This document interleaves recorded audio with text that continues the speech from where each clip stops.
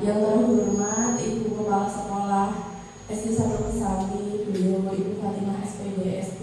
Yang saya hormati ibu-ibu semua guru SD 1 Kesambi, serta tak lupa Ibu Yuni sebagai administrasi SD 1 Kesambi yang sudah meluangkan waktunya untuk mengikuti diseminasi budaya positif sebagai tugas saya di pendidikan guru penggerak. Selawat serta salam kita haturkan kepada junjungan kita Nabi Muhammad SAW yang kita nanti syafaatnya dia dari yaumul akhir. Serta alhamdulillah kita semua diberikan kesehatan oleh Allah bisa berkumpul bersama di sini. Baiklah ibu-ibu semua, di sini nanti akan ada diseminasi budaya positif. Susunan acara beliau mohon maaf mengganggu. Di next tuh aksi nyatanya saya, kemudian lanjut. Ayo foto nih. Lanjut budaya. Susunan acara hari ini yaitu pembukaan. Marilah kita buka acara ini supaya bermanfaat bagi kita semua. Al-Fatihah.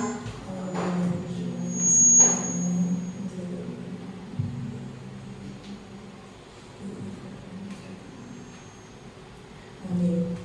Kemudian menginjak ke acara yang kedua, yakni sambutan oleh Ibu Kepala Sekolah.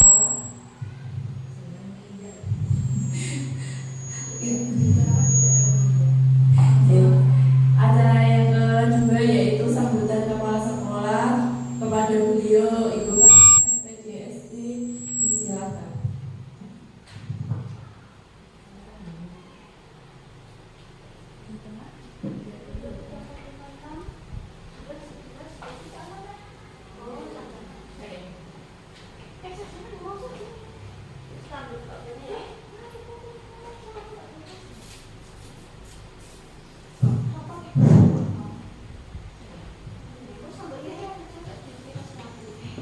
Assalamualaikum warahmatullahi wabarakatuh.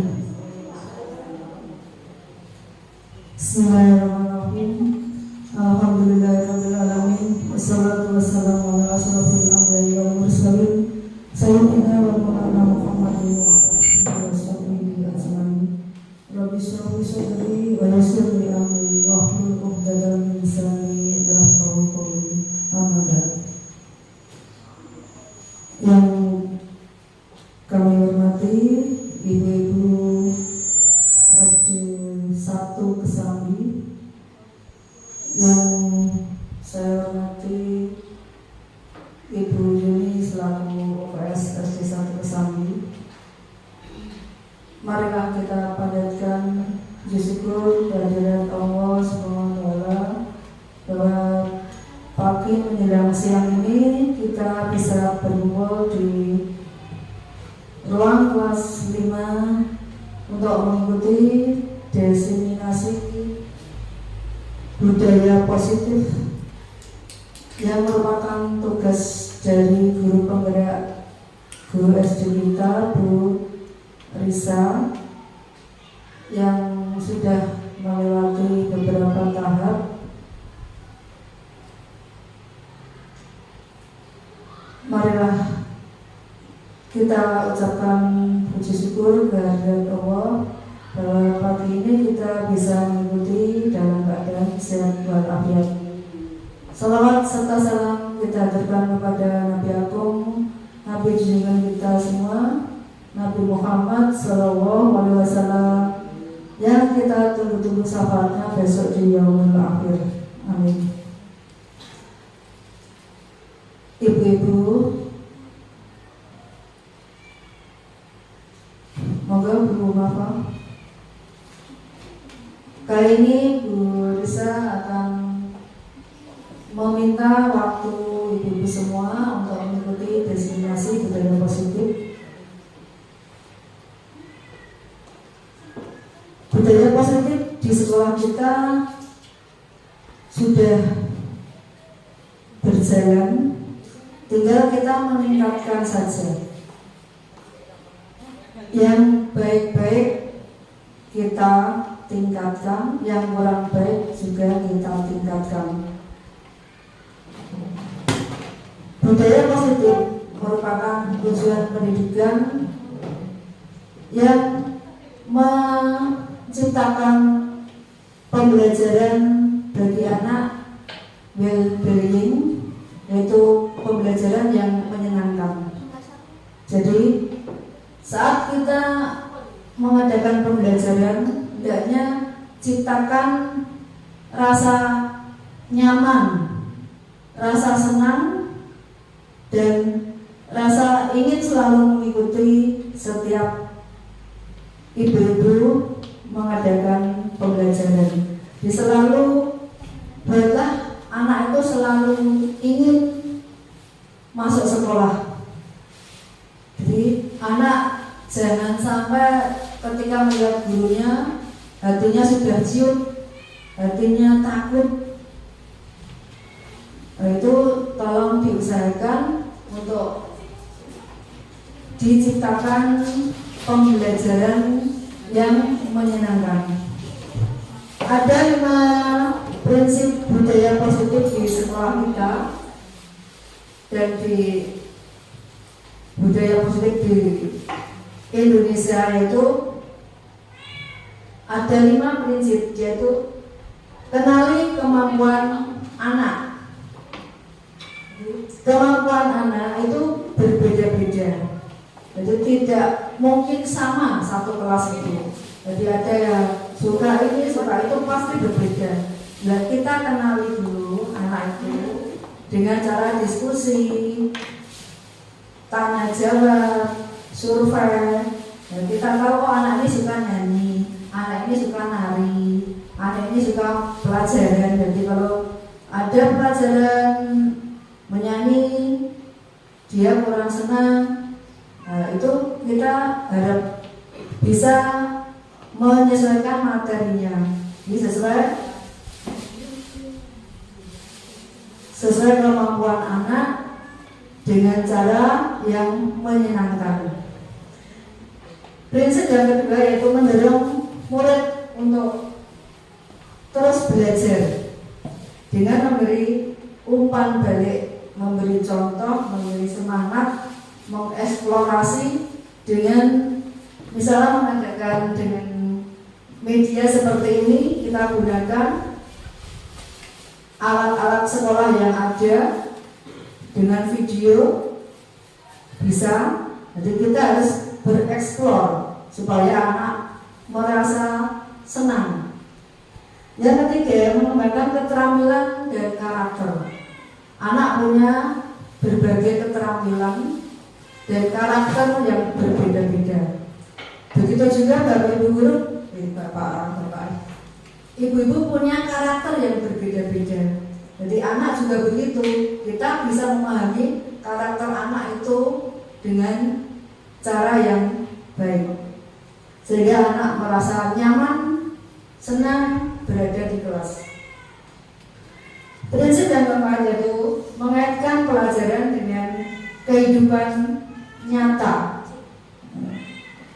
Banyak sekali materi-materi yang berkaitan dengan kehidupan nyata kita sampaikan, kita beri contoh, kita beri tugas supaya anak itu ikut berpikir, sehingga nanti ketika anak terjun di masyarakat teringat, oh biar aku diulang guru yang ini sebulan di masyarakat ini, aku di masyarakat ini ya ono itu. Prinsip yang kelima, memikirkan masa depan yang berkelanjutan terhadap lingkungan. Jadi misalnya anak punya cita-cita, nah kita beri dorongan, oh kamu cita-cita ini nanti sekolahnya baca ini itu. Dengan kita memahami budaya positif yang ada, anak akan merasa senang. Di sekolah kita guru-gurunya juga harus bisa memahami budaya positif sehingga akan merasa nyaman dalam bekerja, nyaman dalam berkomunikasi, aman dalam bergaul. Semoga Bu Risa nanti bisa lancar dalam tugas-tugasnya. Kita mendukung, kita memberi semangat, tetap sehat dan bisa berkomunikasi bila membutuhkan sesuatu. Itu saja yang bisa saya sampaikan. Bila ada salah kata, mohon dimaafkan. Assalamualaikum warahmatullahi wabarakatuh.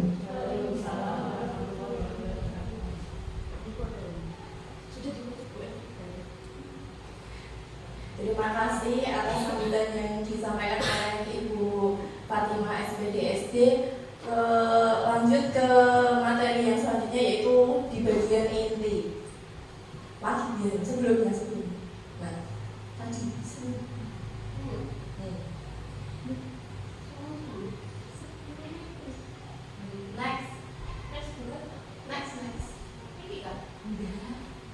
Oh iya.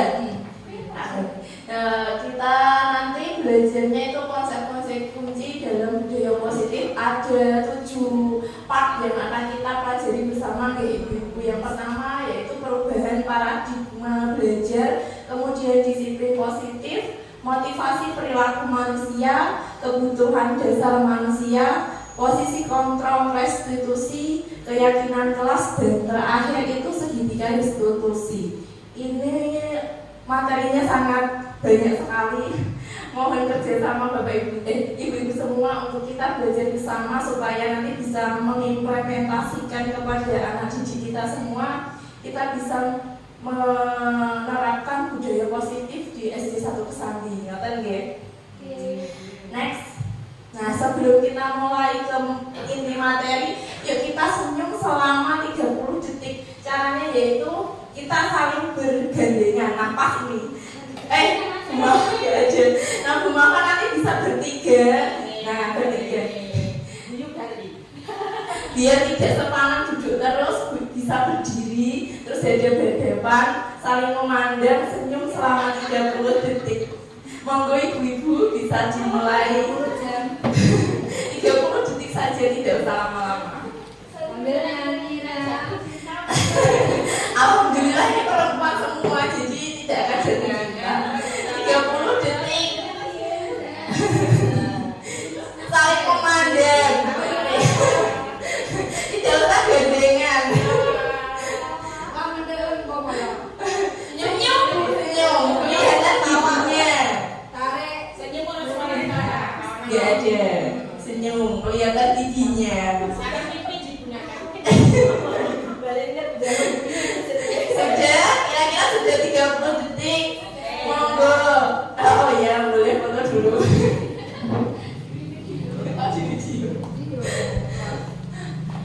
Bagaimana perasaannya tadi setelah saling berhadapan dan senyum-senyuman? Boleh Bu Maka mau berkomentar atau baris dulu?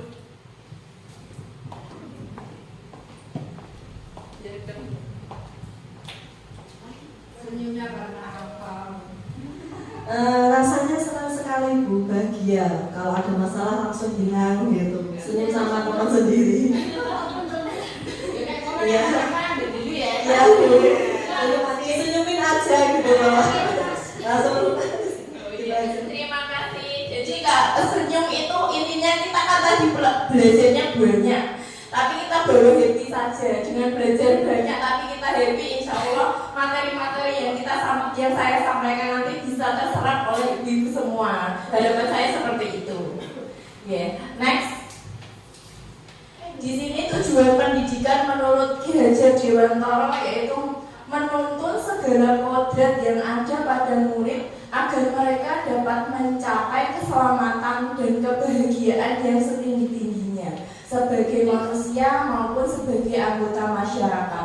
Istilah yang sering kita dengar yaitu pendidikan yang berpihak pada murid. Jadi guru itu memihak murid gitu. Nah, maksudnya bagaimana nanti kita akan ulas di slide-slide selanjutnya. Boleh di next video. Nah, ini ada permainan cobalah buka tapi kok gambarnya kepala tangan. kaitannya teman satu, misalnya Bu Zahra itu mengepal, dia itu membawa sesuatu yang sangat berharga. Tetapi Bu Evi sebelahnya itu pengen Bu Zahra membuka kepalan tangannya dengan cara yang berbagai macam, boleh menghadik, membujuk, merayu, mencubit. Pokoknya bagaimana caranya supaya Bu Zahra ini mau buka tangan yang sangat berharga ini. Ibu-ibu coba bisa dipraktekkan. Nanti kita lihat siapa yang bisa membuka kepalan tangan temannya. Boleh dipraktekkan, nanti boleh gantian. Monggo. Khusus mengepal nanti Bu Suwati yang membujuk khusus untuk membuka kepalanya.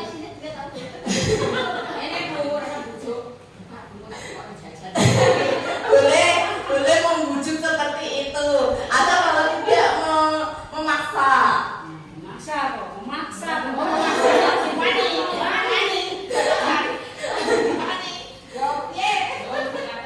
Sudah, apakah ada yang bisa membuka kepalan tangan di sampingnya?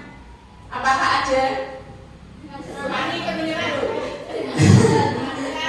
Ada Bu Yuni, apakah Bu Luhut bisa membuka kepala tangan Bu Yuni? Karena berdetik, karena dikritik ini jadi kebuka. Nah, next coba Bu Zahra. Next. Pertanyaannya, siapa yang memegang kendali atau kontrol untuk membuka atau menutup kepala tadi? Siapa yang menjadi kontrol? Bu Mapa? Saya.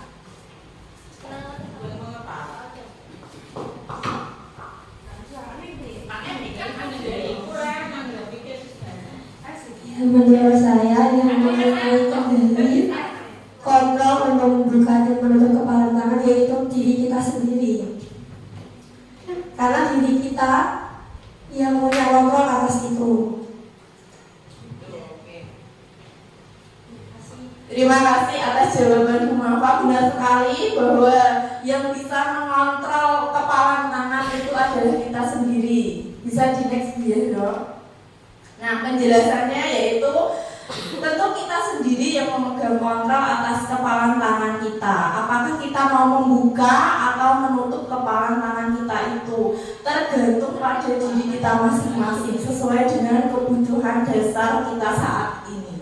Nah, apa koneksi kepalan tangan dengan diseminasi budaya positif ini? Jadi gini Ibu-ibu, kepalan tangan itu rasanya seperti kita. Nah, kita mengepal itu berarti kita belum mau menerima informasi atau pembelajaran baru. Setelah kita membuka kan berarti informasi atau pembelajaran baru bisa meresap ke diri kita. Begitu nggih? Lanjut. Nah, ini Dr. William Blazer meluruskan beberapa miskonsepsi tentang makna kontrol. Harus hati-hati bacanya ini. Jadi, yang pertama, ilusi bahwa guru itu bisa mengontrol murid itu ternyata tidak benar. Kemudian yang kedua, ilusi bahwa semua penguatan positif itu efektif dan bermanfaat. Padahal tidak semua positif itu bermanfaat, malah jadi anak nanti ketergantungan. Maksudnya bagaimana? Nah, nanti di slide selanjutnya akan kita ulas lagi. Yang ketiga, ilusi bahwa kritik dan membuat orang merasa bersalah dapat menguatkan karakter. Kalau terlalu banyak dikritik juga kita jadinya kan bagaimana ya Ibu? Jadi bandel, jadi minder ya. Terus yang terakhir yaitu ilusi bahwa orang dewasa memiliki hak untuk memaksa. Kalau di lingkungan sekolah berarti orang dewasanya adalah guru. Ya, berarti kan tidak benar bahwa guru itu bisa memaksa, memiliki hak untuk semua anak-anak harus anut gurunya, kan tidak seperti itu. Kita hanya bisa mengarahkan seperti itu. Lanjut. Nah, ini seseorang bisa berubah dari paradigma stimulus respon kepada pendekatan teori kontrol. Yang dahulu itu stimulus respon, kemudian menjadi teori kontrol. Yang pertama, realitas atau kebutuhan kita sama, padahal realitas atau kebutuhan kita itu berbeda. Setiap orang itu kan memiliki kebutuhan yang berbeda-beda, tidak bisa disamakan seperti itu. Nah, untuk yang selanjutnya boleh Bu Dian membantu saya.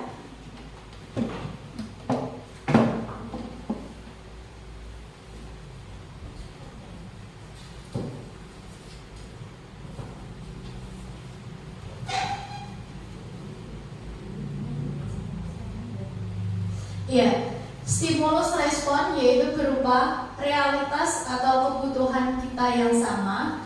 Lalu kalau teori kontrol yaitu realitas atau kebutuhan kita berbeda. Lalu jika stimulus respon, semua orang melihat hal yang sama.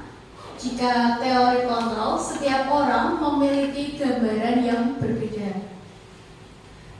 Kalau stimulus respon, kita mencoba mengubah orang agar berpandangan sama dengan kita. Jika teori kontrol, kita berusaha memahami pandangan orang lain tentang dunia.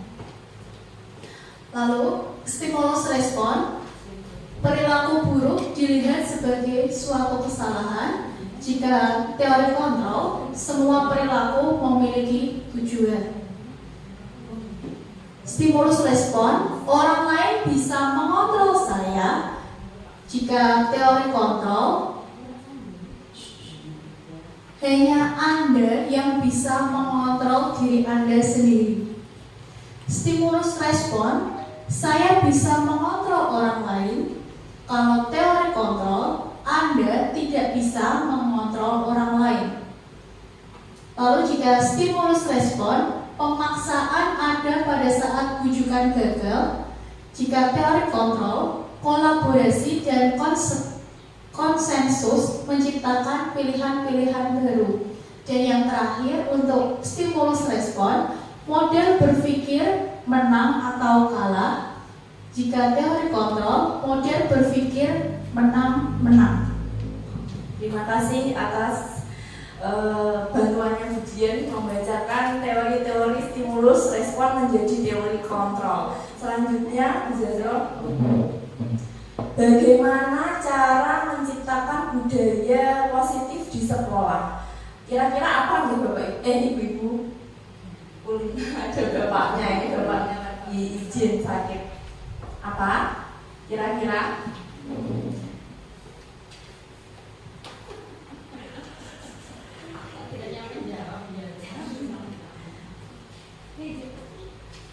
Bu Evi, apa Bu Evi? Kira-kira bagaimana cara menciptakan budaya positif di sekolah? Mungkin menurut saya budaya positif contohnya itu seperti disiplin. Jadi kita seorang guru harus selalu mengingatkan anak tentang disiplin seperti itu. Terima kasih atas penyampaian jawabannya dari Bu Evi. Nah, next, benar sekali budaya positif itu salah satunya adalah disiplin positif. Ketika kita mendengar kata disiplin, apa yang terbayang di benak ibu-ibu semua dan apa yang terlintas pada pikiran ibu-ibu semua? Monggo.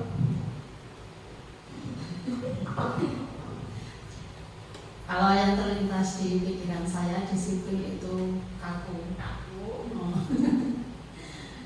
dan memaksa. Baik, ada lagi Bu Suwarni mungkin. Bu Dian. Disiplin mungkin taat pada aturan yang ada. Kalau kita mendengar disiplin itu kayaknya sangat menakutkan. Aku harus disiplin, aku harus bagaimana ya, harus mengikuti semua aturan. Padahal pengertian disiplin adalah zero, bisa diklik. Kata disiplin juga sering disebut dengan hukuman. Padahal itu sesungguhnya hal yang berbeda. Karena belajar tentang disiplin positif tidak harus dengan memberi hukuman. Justru salah satu alternatif terakhir, dan bila perlu hukuman itu dihilangkan. Kenapa dihilangkan? Nah, nanti kita akan mulai kelas. Kenapa hukuman itu kok seharusnya ditiadakan bahkan dihilangkan? Lanjut Bu Zero. Nah, nilai-nilai kebijakan universal yang kita pahami semua dari kelas 1 sampai kelas 6 sekarang sudah menerapkannya, yaitu profil pelajar Pancasila. Ada 6 dimensi. Yang pertama yaitu beriman bertakwa kepada Tuhan Yang Maha Esa dan berakhlak mulia. Yang kedua bernalar kritis, berkebinekaan global, bergotong royong, mandiri dan kreatif. Lanjut Bu Jero. Nah, motivasi perilaku manusia. Ada 3 motivasi perilaku manusia. Yang pertama adalah untuk menghindari ketidaknyamanan dan hukuman. Yang kedua, untuk mendapatkan imbalan atau penghargaan dari orang lain. Yang ketiga, untuk menjadi orang yang mereka inginkan dan menghargai diri sendiri dengan nilai-nilai yang mereka percaya. Nah, ibu-ibu di sini biasanya sering merasa motivasi perilaku panjenengan itu ya bagian 1, 2 atau 3. Monggo Bu Mafa, biasanya motivasi dirinya apa?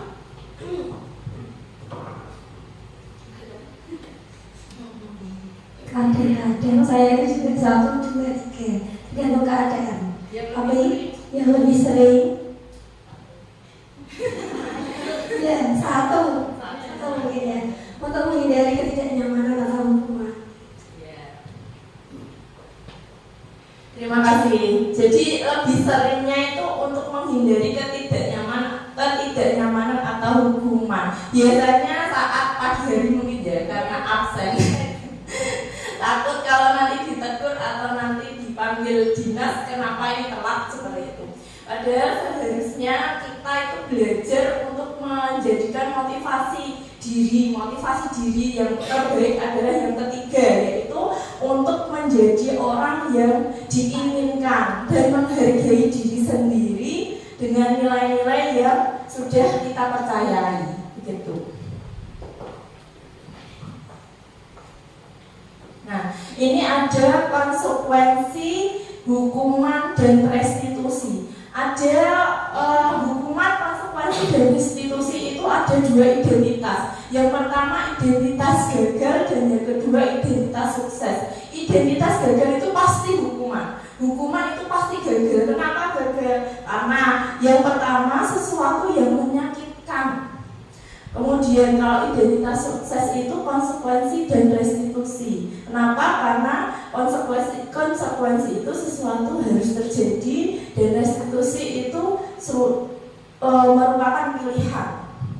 Kemudian hukuman itu tidak nyaman untuk murid dan akan membekas pada diri murid. Aku pernah dihukum. Nah, sampai sekarang saya sebesar ini masih ingat apa yang pernah dihukum guru saya kepada saya masih ingat. Nah, harapannya setelah kita belajar di sini, ibu-ibu semua jangan pernah menghukum anak, karena itu akan melukai hati anak sampai dia dewasa, bahkan sampai nanti tutup usia dia masih ingat. Gak akan pernah bisa hilang.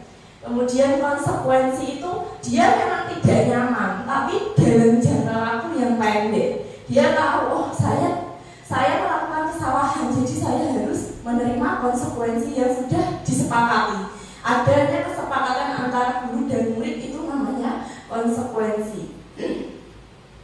Kemudian kalau restitusi itu menguatkan murid atau anak dalam jangka waktu yang panjang. Nah, kita nanti belajar untuk bisa menerapkan restitusi ini supaya bisa menguatkan murid-murid kita. Nah, yang selanjutnya bisa dibaca sendiri-sendiri. Sudah nggih? Lanjut. Kesimpulan dari tabel tadi yaitu hukuman bersifat tidak terencana atau tiba-tiba. Jadi langsung seketika itu juga sang guru langsung memberikan hukum ini ya, kamu mau ya, itu tidak ada pertanyaan seperti itu. Jadi guru serta-merta langsung memberikan hukuman kepada murid. Hukuman itu diberikan bisa berupa fisik maupun psikis. Jadi bisa disuruh lari push up misalnya, diomongin kasar itu juga hukuman. Nah, murid itu disakiti oleh perbuatan dan kata-kata dan itu akan membekas pada diri murid selamanya. Kemudian konsekuensi itu sudah terencana dan sudah disepakati serta sudah dibahas dan disetujui oleh guru dan murid. Pada konsekuensi, murid dibuat tidak nyaman dalam jangka waktu yang pendek. Misalnya, murid yang tidak mengerjakan PR itu kita minta mengerjakan PR di luar, karena itu merupakan sikap guru, yaitu senantiasa memonitor murid. Yang ketiga yaitu restitusi. Restitusi membantu murid menjadi lebih memiliki tujuan, disiplin positif dan memulihkan dirinya setelah berbuat salah. Penekanannya bukanlah pada bagaimana berperilaku untuk menyenangkan orang lain atau menghindari ketidaknyamanan, namun tujuannya adalah menjadi orang yang menghargai nilai-nilai kebajikan yang mereka percayai. Lanjut ya dong. Nah, ini ada contoh-contoh kasus, monggo nanti bisa kita kerjakan bersama-sama. Menurut menurut ibu-ibu, mencatat 100 kali di dalam buku kalimat saya tidak akan terlambat lagi karena terlambat ke sekolah itu termasuk hukuman atau konsekuensi gitu? Konsekuensi, ya betul sekali. Terus lari mengelilingi lapangan basket 2 kali karena terlambat hadir, hukuman karena ini fisik ya, anak disuruh lari padahal kan ada alternatif lain yang lebih mendidik anak. Kemudian yang ketiga, membersihkan coretan yang dibuatnya di meja tulis termasuk apa ya? Konsekuensi.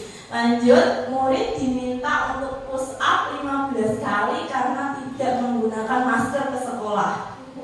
Hukuman. Terus, menggantikan kertas ulangan teman yang telah dicoret-coret termasuk konsekuensi. Kemudian berjemur di lapangan basket selama pada pukul 12 siang karena ngobrol dengan teman. Hukuman ini sangat berbahaya karena kemarin ada berita di TV anak disuruh hormat pada bendera jam 12 siang itu mengakibatkan anak menjadi buta. Ya. Karena itu kalau terlalu lama terpapar sinar matahari jam 12 siang itu kan pas di atas kita gitu. Itu sangat berbahaya sekali. Lanjut. Murid diminta bertelanjang kaki sepanjang hari karena tidak menggunakan sepatu berwarna hitam sesuai peraturan sekolah, termasuk apa Bu Zahra?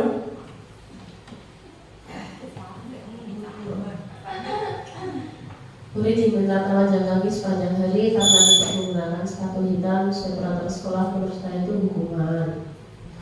Berdiri di depan kelas sambil mengangkat kaki karena tidak menjawab pertanyaan, hukuman. Membersihkan tumpahan air di meja karena tersenggol pada saat belajar itu konsekuensi. Semuanya ibu.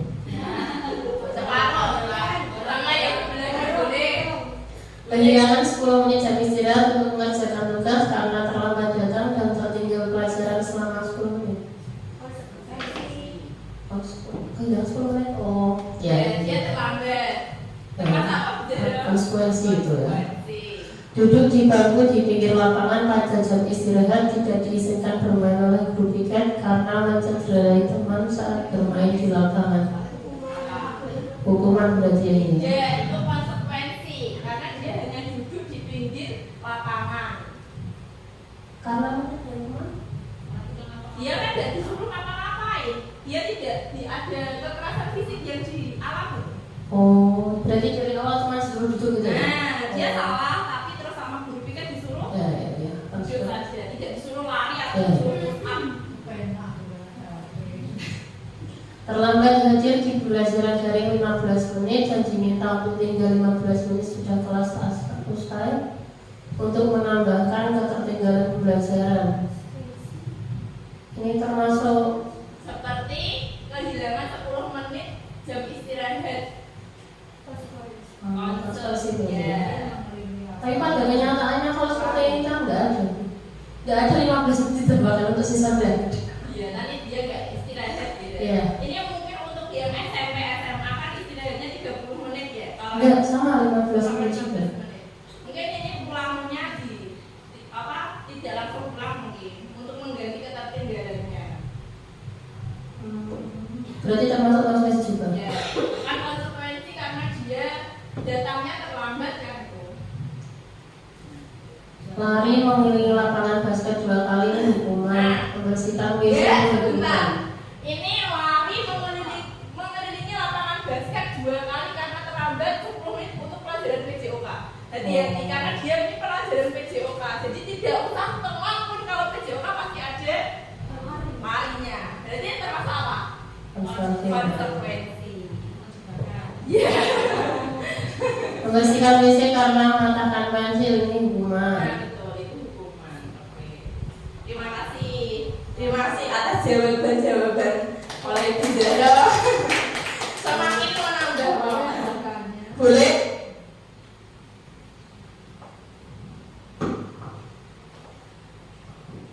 Jadi banyak hukuman-hukuman dan ini konsekuensi.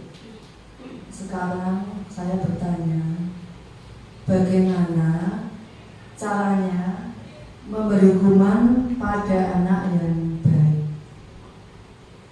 Apa kita tanyakan dulu, apa langsung kita tentukan hukuman?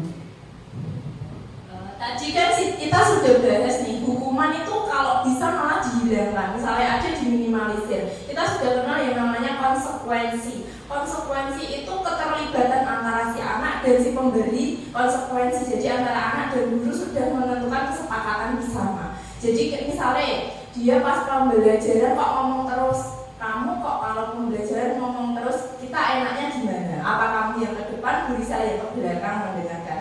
Kita tawarkan. Nah seperti itu. Ada lagi? Monggo. Ya, terima kasih. Tadi sudah dijelaskan kalau tadi kita tawarkan pada anak. Ini yang keluar saya atau kamu. Seandainya anak nggak mau keluar, langkahnya bagaimana? Kalau keluar berarti kan misalnya guru menerangkan muridnya bicara sendiri gitu ya Bu? Ya, tadi lanjut tadi Bu. Nah, disuruh bicara sendiri keluar. Kalau keluar itu kan berarti nanti nggak ada pembelajaran Bu. Nah, kita ambil tengah saja. Wes gini aja nih, kamu masih pengen bicara, kamu ke depan. Nanti Bu bisa terangkan dengan berarti Bu Suami nanti tak di belakang. Kamu kan ke depan, kamu sudah bicara kan tadi. Sekarang kamu yang terangkan Bu Suami tak duduk di situ. Seperti itu. Ya, jangan nanti kalau kita keluar nanti anaknya belajarnya sama siapa? Gitu. Masih ada kontrol dari guru. Gitu ya. Lanjut. Nah ini tadi pembahasannya, lanjut bisa dong? Lanjut lagi. Nah, dihukum oleh penghargaan. Jadi tidak semua penghargaan itu benar. Yang pertama, pengaruh jangka pendek dan jangka panjang dari penghargaan. Yang kedua, penghargaan itu tidak efektif. Yang ketiga, penghargaan merusak hubungan. Yang keempat, penghargaan mengurangi ketepatan. Yang kelima, penghargaan menurunkan kualitas. Yang keenam, penghargaan mematikan kreativitas. Yang ketujuh, penghargaan menghukum. Dan terakhir adalah motivasi dari dalam diri atau motivasi intrinsik. Lanjut penjelasannya. Pengaruh jangka pendek dan jangka panjang dari penghargaan. Misalnya, jika kita mendapatkan penghargaan untuk melakukan sesuatu yang baik, maka selain kita senantiasa berharap mendapatkan penghargaan tersebut lagi, kita pun menjadi tidak menyadari tindakan yang kita lakukan. Ilustrasinya seperti ini. Waktu kita melakukan pembelajaran di kelas, Bu Risa punya bintang karakter, tak tempelke. Anak yang anteng, dungokke, mirengke, aktif bertanya tak kasih bintang. Terus yang lain yang nggak mau anteng, nggak mau dia, berarti dia tidak mendapatkan bintang. Nah itu termasuk jangka pendek dan jangka panjang. Mengapa? baik itu karena ada hadiahnya. Kalau tidak ada hadiahnya, dia tidak akan berbuat baik. Kok bisa? Mungkin pas Bu Risa nggak ada di kelas, minta tolong sama guru lain. Nah, bintangnya ini dipakai nggak sama guru tadi? Nah, jadi anaknya kan bener. Aku nggak, kalau Bu Risa ya sampai aku nggak dapet bintang. Seperti itu nggih. Lanjut, penghargaan tidak efektif. Maksudnya, jika kita memberikan seseorang suatu penghargaan untuk melakukan sesuatu, maka kita harus terus-menerus memberikan penghargaan itu. Jika tidak ingin orang tersebut meneruskan perilakunya yang kita inginkan, hampir seperti bintang. Pokoknya dia mau melakukan yang baik itu karena ada bintangnya. Nah, ada upahannya, ya, ada hadiahnya. Kemudian penghargaan merusak hubungan. Maksudnya adalah jika seorang guru sering memberikan penghargaan kepada murid-muridnya, besar kemungkinan murid-muridnya termotivasi hanya untuk menyenangkan gurunya. Dia mau berbuat baik karena dia pengen menyenangi gurunya. Maka tidak akan bersikap jujur kepada guru tersebut. Dia tidak jujur pada dirinya sendiri. Dia hanya mau berbuat baik dan ketok baik kalau dilihat gurunya. Kemudian penghargaan mengurangi ketepatan. Jika seorang guru memberikan penghargaan kepada murid-muridnya yang menjawab lebih cepat, maka hasilnya murid akan mengerjakan tergesa-gesa dan salah menjawab pertanyaan. Ini pernah saya alami waktu di kelas 4 kalau tidak salah. Jadi waktu itu kan mau jam istirahat pas pelajaran bahasa Indonesia. Pelajaran bahasa Indonesia itu kan kompleks. Kalau matematika, kalau 2 kali 2 pasti jawabannya 4. Kalau bahasa Indonesia kan meluas ya. Nah itu, jadi karena ada materi bacaan, kemudian ada soal. Nah ada 5 soal. Anak-anak tak suruh mengerjakan soal itu. Yang sudah selesai boleh dikumpulkan, nanti boleh istirahat. Nah mereka cepat-cepatan lah mengerjakan soal itu tanpa memikirkan benar tak salah. Sebetulnya aku sudah selesai, aku bisa istirahat. Dikumpulkan, setelah mereka keluar kan ditungguan di sini, saya cek, wah jawabannya tidak sesuai dengan panduan, tidak sesuai dengan materi yang ada di atasnya. Itu merupakan penghargaan mengurangi ketepatan. Dia cepat-cepatan garap semeneng ban, gak ngerti bener apa salah gitu guys. Kemudian lanjut, penghargaan merupakan kualitas. Pengamatan yang dilakukan pada sekelompok mahasiswa yang sedang kerja praktik di sebuah surat kabar universitas. Saat itu mereka sedang belajar menuliskan sebuah artikel tentang judul berita utama. Seiring waktu, mahasiswa tersebut semakin mampu bekerja dengan cepat. Kemudian ada beberapa mahasiswa yang dibayar untuk setiap judul berita utama yang mereka mampu hasilkan. Dan setelah beberapa lama, mahasiswa yang dibayar ini hasil kinerjanya berhenti berkembang. Mereka yang tidak menerima bayaran terus berupaya mengasah diri menjadi lebih baik. Ini ilustrasinya seperti ini. Misalnya kita mendapatkan rewardnya berupa penilaian misalnya.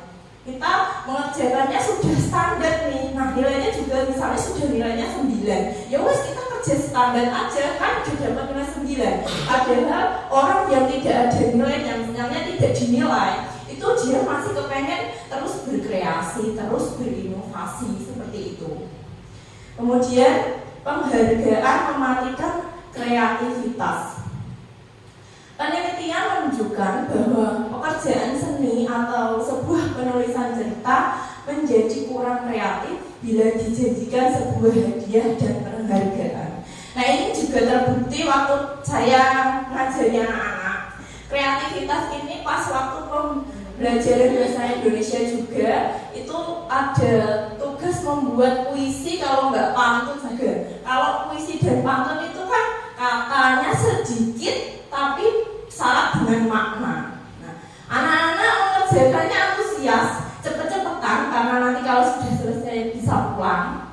Waktu dikumpulkan saya juga kaget, waduh jawabannya kok seperti ini. Jadi hampir sama seperti tadi, kalau penghargaan itu juga mematikan kreativitas. Lanjut, penghargaan menghukum. Nah ini menarik, karena penghargaan menghukum mereka tidak mendapatkan penghargaan. Misalnya dalam sistem ranking di kelas, mereka yang mendapatkan ranking kedua akan merasa paling dihukum. Kenapa seperti itu? Karena si anak yang ranking nomor 2 itu sudah berusaha semaksimal mungkin, mungkin malah lebih baik daripada anak yang mendapat ranking 1. Aku sudah berusaha maksimal, Pak, aku malah dapatnya ranking 2. Begitu juga dengan anak yang ranking 4. Aku ya kurang sitik, nilai kurang sitik, aku bisa ikut 3 besar. Itu juga akan membuat down si anak, membuat hati anak-anak juga teriris-iris seperti itu. Kemudian yang terakhir yaitu motivasi dari dalam diri.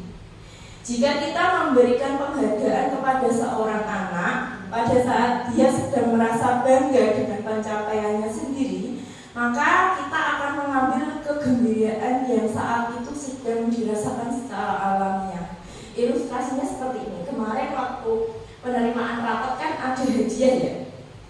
Ranking 1 dapat hadiah. Nah, sebenarnya si anak, semua anak waktu selesai tes itu sudah merasa bangga-bangganya, aku sudah mengerjakan tugas, aku sudah selesai tes, sudah selesai di kelas 4 misalnya, saya bisa naik ke kelas 5, saya sudah bangga dengan diri saya sendiri. Tapi setelah kita memberikan penghargaan langsung aku hadiahku sebenarnya aku hadiah karena dapat bintisan dari sekolahan. Dia tidak menyadari bahwa dia sebenarnya juga sudah senang karena sudah bisa melampaui pembelajaran di kelas 4 menuju ke kelas yang baru seperti itu. Nah, lanjut kita ke materi berikutnya, yaitu mengapa keyakinan kelas bukan peraturan kelas. Monggo, siapa yang mau berkomentar? Bu Evi mungkin? Kalau peraturan kelas itu kan dibuat oleh guru, tapi kalau keyakinan kelas itu dibuat dari kesepakatan guru antara guru dan murid. Betul sekali. Jadi kalau peraturan itu dari satu pihak, tapi kalau keyakinan itu dari guru dan murid. Terus sebelum keyakinan, Bapak Ibu, Ibu-ibu coba mengingat-ingat yang di kelas itu tulisannya keyakinan atau kesepakatan.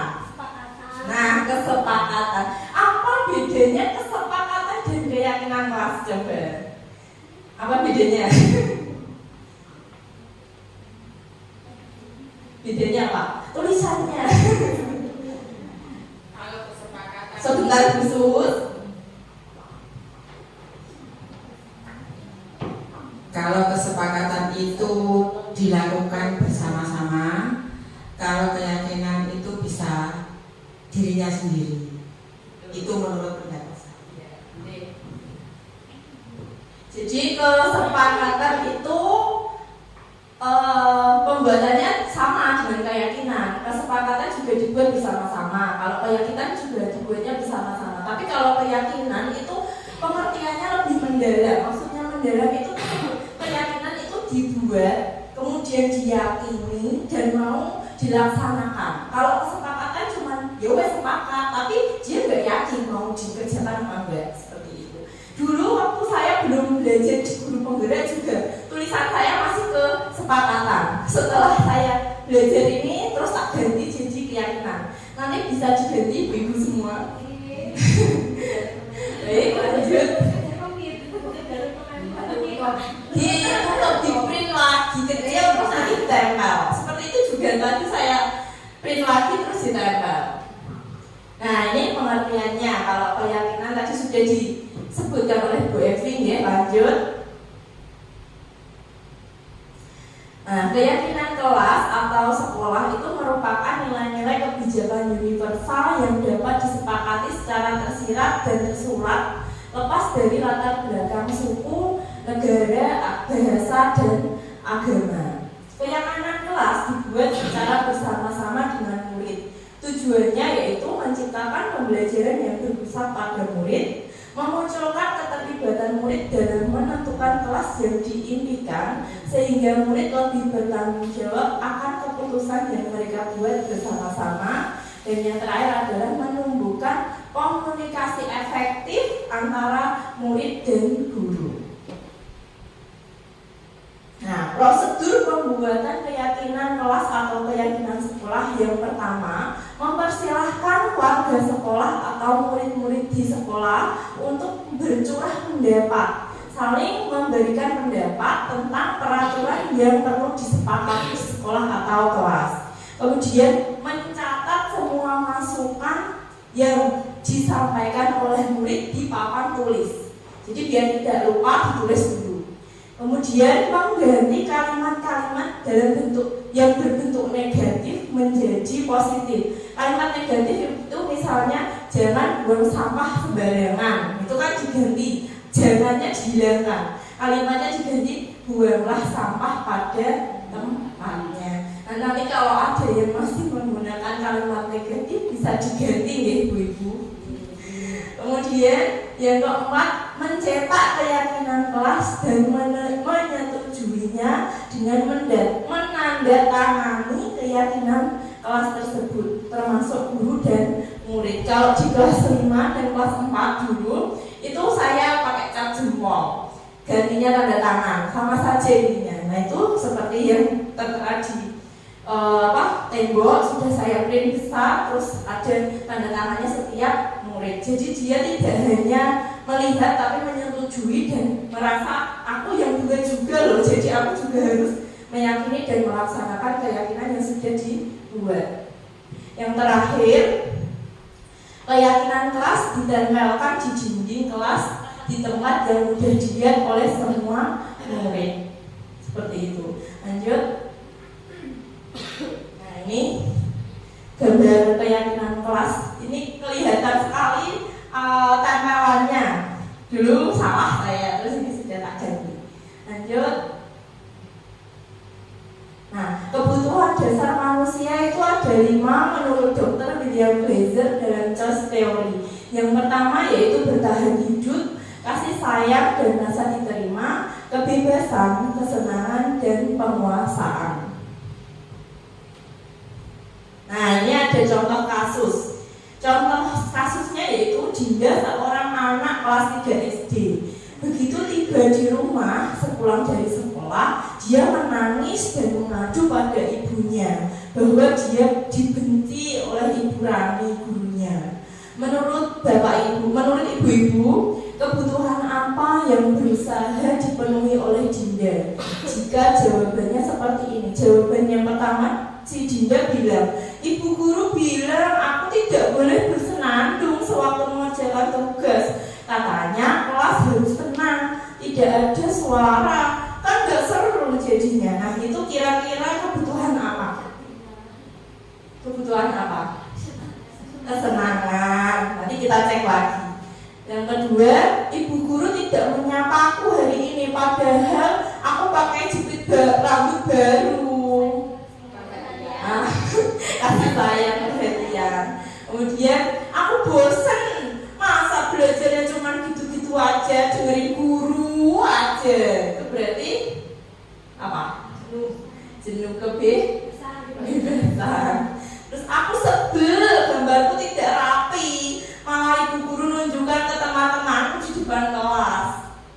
Berarti apa? Ya ada keterampilan ini.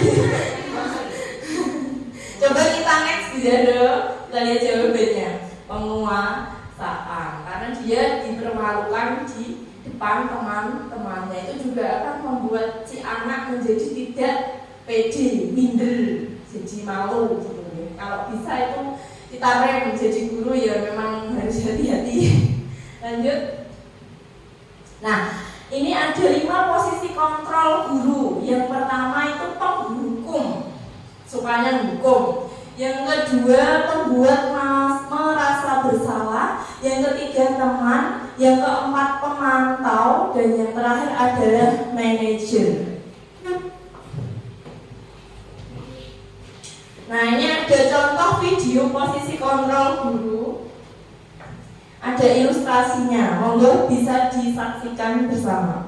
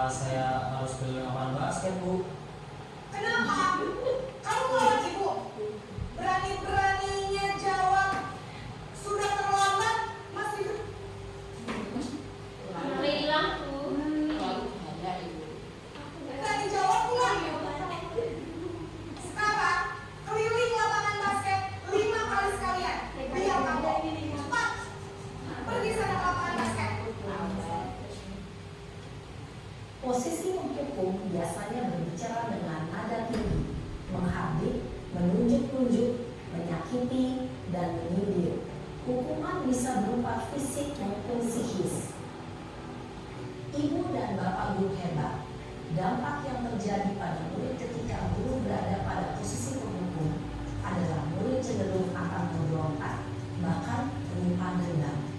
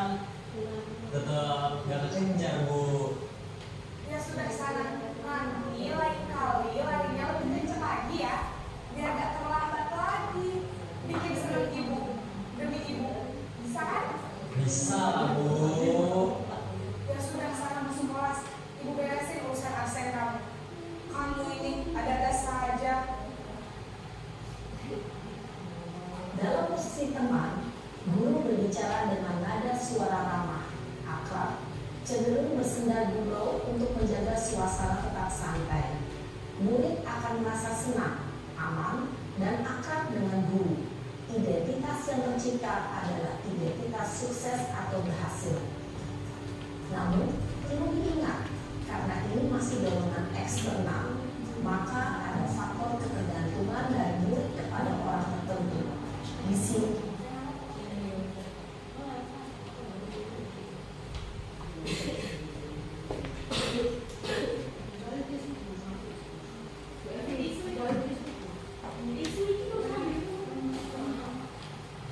guru absennya, sehingga di lain waktu murid bisa berperilaku baik, namun hanya kepada orang-orang tertentu saja.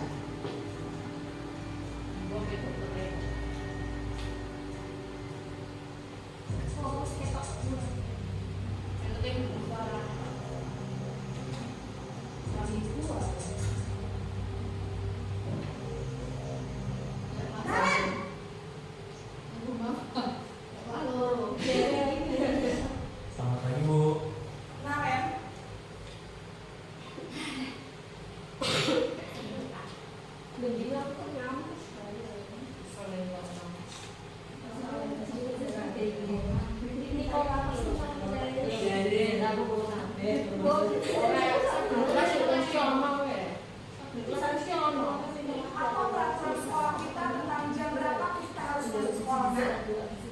Kita harus di sekolah dulu, Bu.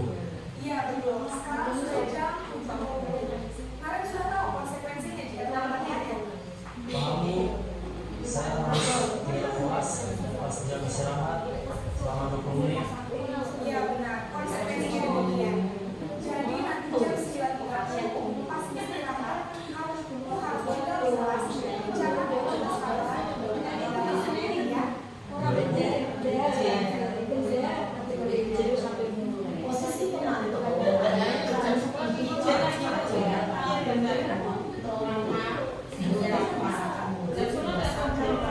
dan konsentrasi. Seorang editor menunjukkan bahasa tubuh dan ekspresi wajah yang datar dan cenderung formal.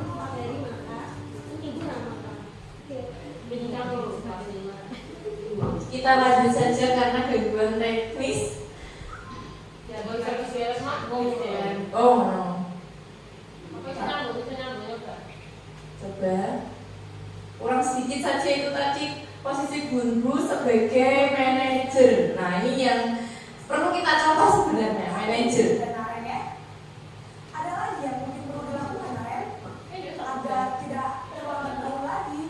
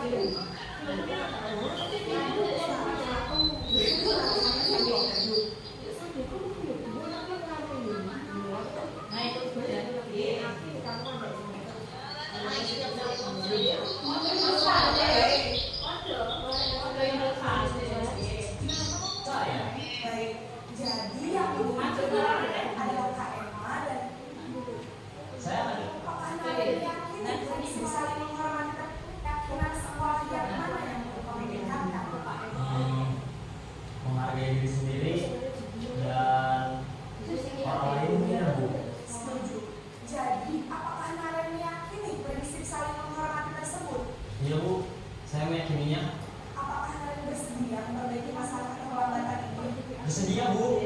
Bagaimana kamu akan perbaiki masalah keterlambatan ini? Saya akan coba untuk tidak lupa menyetel alarm saya, Bu.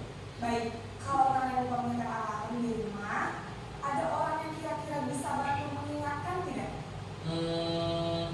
Ada, Bu. Kakak saya, Kak Emma. Ada lagi selain Kak Emma? Selain Kak Emma, ada ibu saya. Baik, jadi yang mengingatkan Naren adalah Kak Emma dan ibu kamu ya?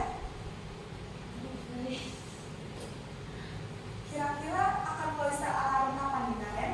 Setelah pulang sekolah, akan segera saya lakukan. Baik, jadi Naren akan setel alarm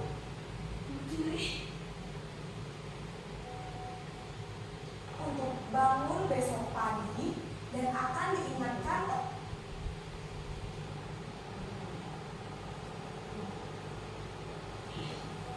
oleh kakak dan ibunda Naren ya.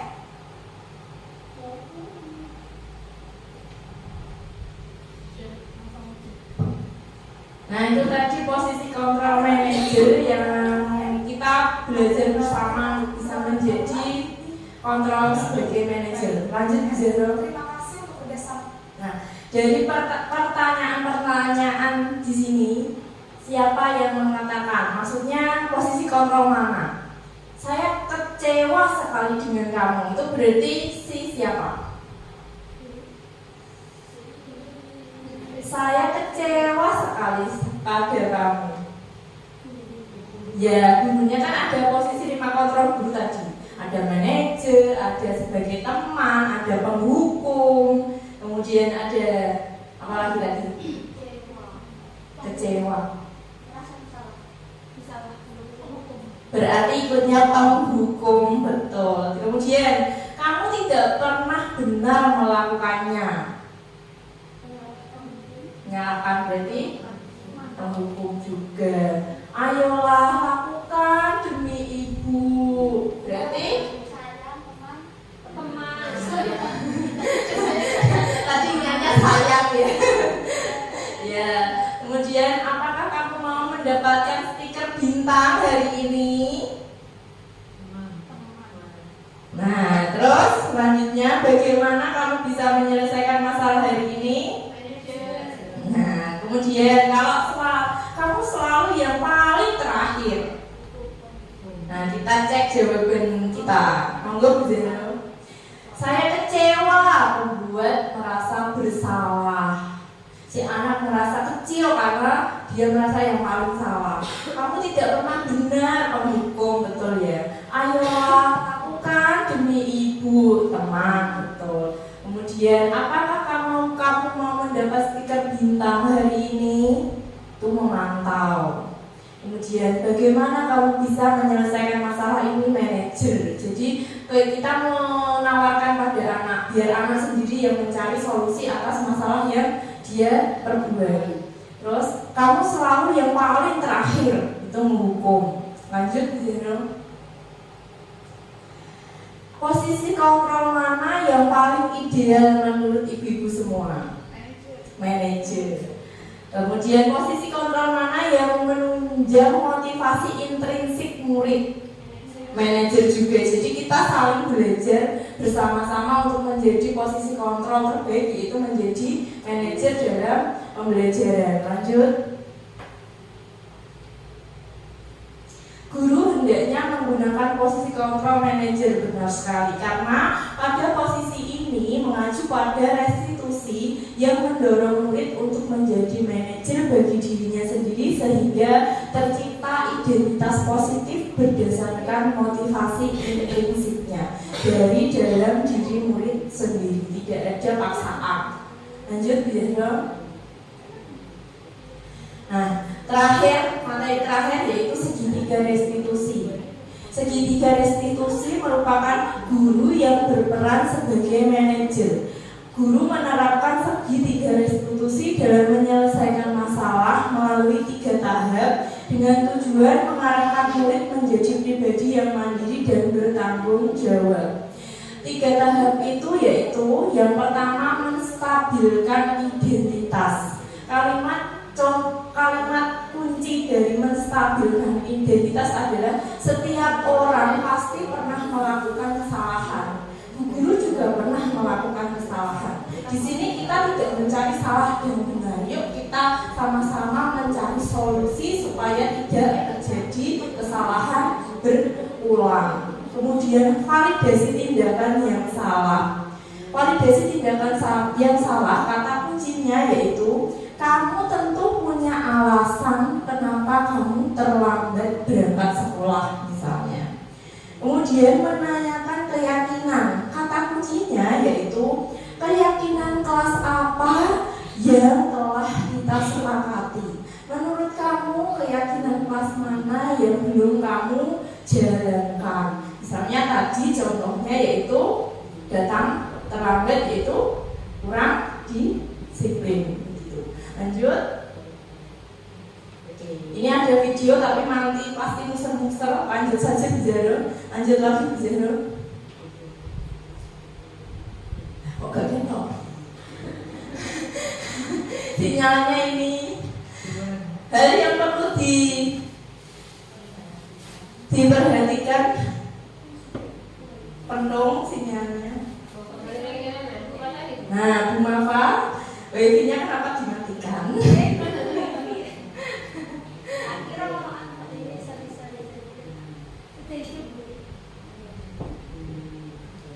Apa tadi? Enggak, itu hilang.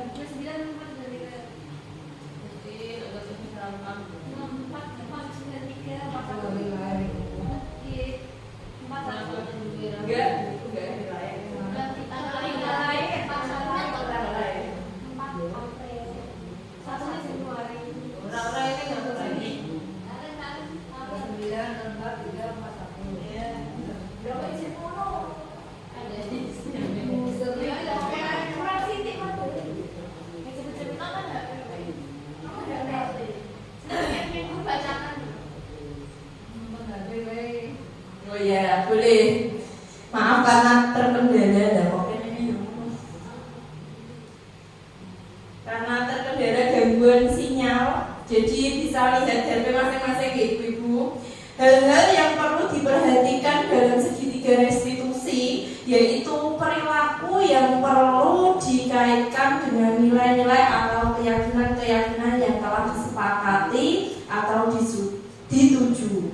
Yang kedua, kesediaan orang yang melakukan kesalahan untuk memperbaiki masalahnya. Dia bersedia dulu. Kemudian, pemecahan masalah sebisa mungkin relevan atau memiliki hubungan dengan masalah yang ada. Kemudian, perlu adanya usaha perbaikan dari pihak yang berbuat salah. Terakhir, perlu dikasihkan waktu dari pihak yang berbuat kesalahan. Tanyakan kapan akan melakukan perbaikan masalah tersebut.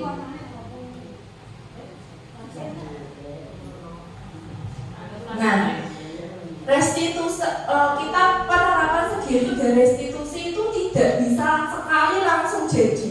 Perlu berulang-ulang kali untuk menyadarkan si anak. Mungkin anak satu dengan anak yang lain restitusinya berbeda. Saya juga masih belajar. Mari kita belajar bersama-sama untuk melaksanakan budaya positif di lingkungan SD 1 Kesambi.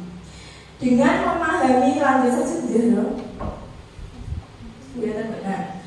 dengan memahami struktur penerapan segitiga restitusi, diharapkan guru dapat menerapkan posisinya sebagai manajer, mengajukan pertanyaan-pertanyaan bermakna yang dapat membuat murid menjadi lebih percaya diri, bertanggung jawab, dan mandiri.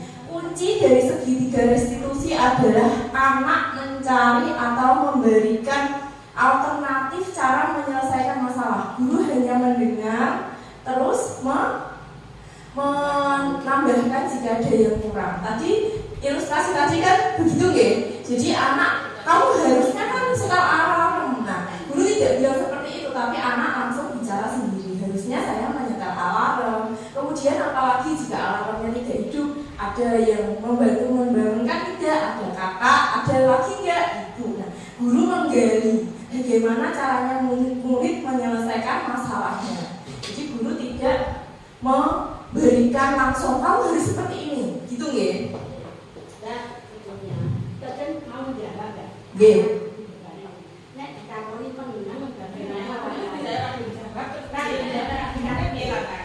Nah, tapi saya ini kelas 1, Mama jadi pertama kita ulang ini langsung utama, tak tanya sama kamu saudara jawab enggak? Sama tak udah berapa ya? Ini galak kok, sakit kok enggak? Kok iso boleh galak sih malah kok? Piye? Nah, akhirnya kan dia jawab kak, selesai. Orang ini ngomong ketemu aku senyum. Ini orang gendem jawab, kan terus dia dilakai. Oke. Jadi sebelumnya restitusi itu dilakukan tidak di halayak umum, Bu. Kita ambil anak di kantor. Kalau memang kita kan ketersediaan tempat nih, gurunya memang kantornya itu. Kalau enggak pas istirahat anak SMP BP ya. Nah, kalau itu kan ada ruangan khususnya. Nah, kalau kita itu restitusi memang tidak bisa kalau banyak anak. Dia pasti mau bicara itu masih gitu loh, masih takut-takut, malu-malu. Nah, saat kita merestitusi anak itu posisi kita jangan memberikan raut wajah yang galak. Kita seperti biasa saja, datar, nada suara juga tidak seperti marah-marah. Terus duduknya kalau bisa itu di bersebelahan, tidak hadap-hadapan. Kalau hadap-hadapan tuh dia sudah takut duluan. Nah, kita panggil, nak, tahu nggak kenapa kamu tak suruh ke kantor misalnya? Nggak tahu, Bu, kenapa? Nah, kita gali pelan-pelan. Nanti ada prosedurnya. Next time kalau mau belajar boleh nanti tak kasih videonya. Sebenarnya ada videonya, Bu, tapi karena terkendala sinyal, kita next saja. Begitu. Ada lagi? Itu usah lama. Nanti kapan-kapan saja. Itu linknya kan sudah saya share, nanti bisa dilihat kalau ada pertanyaan. Iya, gimana sekarang sudah. Ya, baik. Nah, jadi kesimpulan dari segitiga restitusi itu harapannya yang pertama, murid menjadi lebih kuat secara pribadi. Dia bisa mengontrol dirinya sendiri, tidak dikontrol orang lain. Dia tahu apa yang harus dia lakukan. Kemudian membuka wawasan murid untuk bisa menyelesaikan permasalahannya sendiri. Dan yang terakhir, murid semakin percaya diri, mandiri, dan merdeka. Nah, ini saya kemarin juga ada tugas restitusi, sudah saya terapkan, tapi masih ada PR-nya karena jenengan semua tahu sendiri Randy itu masih saya berusaha restitusi. Nanti sore saya rencana mau ke rumahnya karena beberapa hari tidak masuk sekolah lagi. Yang kedua itu Ayu kemarin tidak mengerjakan PR, tak suruh keluar, tak tanya kenapa kok kamu tidak mengerjakan PR. Ternyata dia nonton TV sampai larut malam. Terus lupa kalau ada PR karena tidak membuka buku, saking asiknya nonton TV. Terus tak tanya gimana solusinya, dia yang jawab sendiri. Seperti itu. Terus ini ada Fahri, dan kemarin saya juga ambil regen kelas 4 pas khusus. Sepertinya pas medal nopo di perpus nopo pulau supe pas pelajarannya Bu Evi kalau nggak salah. Nah itu tapi belum saya foto, itu juga saya lakukan pendekatan restitusi begitu. Nah berarti pas jenengan pokoknya boten jelas. Lanjut Bu Zahra. Nah, terima kasih atas waktu yang sudah jenengan luangkan semuanya mendengarkan pembelajaran bersama-sama tentang diseminasi budaya positif. Harapannya semoga kita semua saling belajar, bersinergi, bekerja sama untuk menerapkan posisi kontrol menjadi guru yang di posisi manajer semua. Begitu ya Ibu-ibu. Terima kasih, mohon maaf apabila ada salah-salah kata, perbuatan, subuhan yang kurang mengenakkan di hati. Wassalamualaikum warahmatullahi wabarakatuh.